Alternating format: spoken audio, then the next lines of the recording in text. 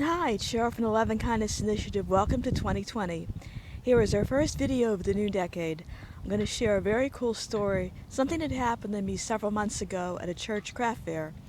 As you may know, I make jewelry and I sell it at craft fairs. Everything has hearts, and if you want to see what I've got, it's at transformingthroughlove.com.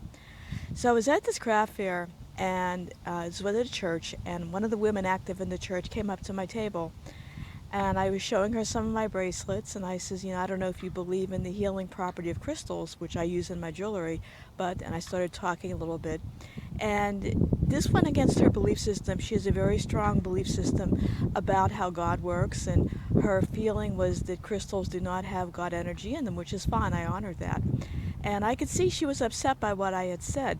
I'm thinking, well, I didn't mean to offend her. This wasn't something I meant to do, but I should have been more careful and I should have not broached this conversation.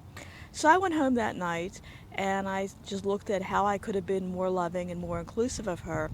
Well, this is what she did. She went home and made me this Afghan. She actually made this in one night between the first and second days of the craft fair.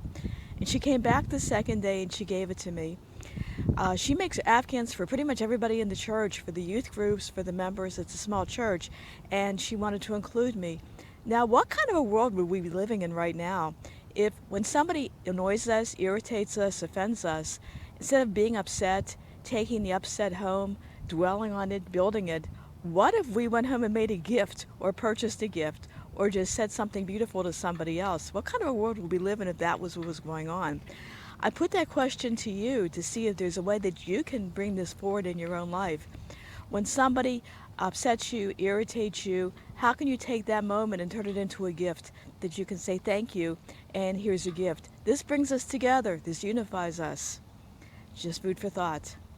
To learn more about the Love and Kindness Initiative, which is really easy to do, 2 simple steps, look for someone who touches your heart and say thank you. Repeat, repeat, repeat.